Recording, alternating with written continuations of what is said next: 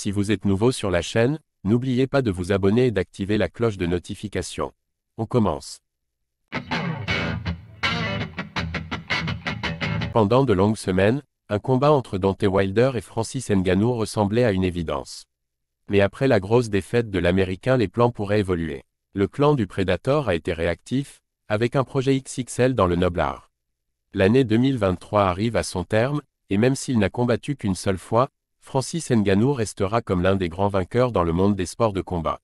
Alors que l'UFC a tenté de ruiner sa réputation, il a bel et bien réussi à faire ses débuts dans le monde de la boxe, et il a été brillant face à la légende Tyson Fury. S'il retrouvera bientôt le chemin de la cage, le Predator sait qu'il boxera encore en 2024, il ne lui reste plus qu'à trouver un adversaire digne de ce nom. Certains observateurs parlaient d'un duel face au surpuissant Deontay Wilder, mais après la défaite humiliante de ce dernier ce samedi, il va sans doute falloir trouver une autre piste.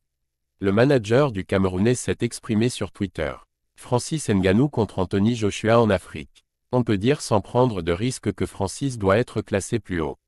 Actuellement 10e meilleur poids lourd de la planète selon la WBC, Francis Ngannou mériterait peut-être un meilleur classement selon son agent. Qui dit meilleur classement dit meilleurs adversaires potentiels, et Markel Martin a exprimé une idée plutôt alléchante pour l'avenir de son protégé. Il aimerait bien le voir évoluer chez lui, en Afrique. Voilà ce que je pense. Un contrat de 2 combats contre Anthony Joshua. En Arabie Saoudite, puis, en Afrique. Vous l'avez entendu ici en premier.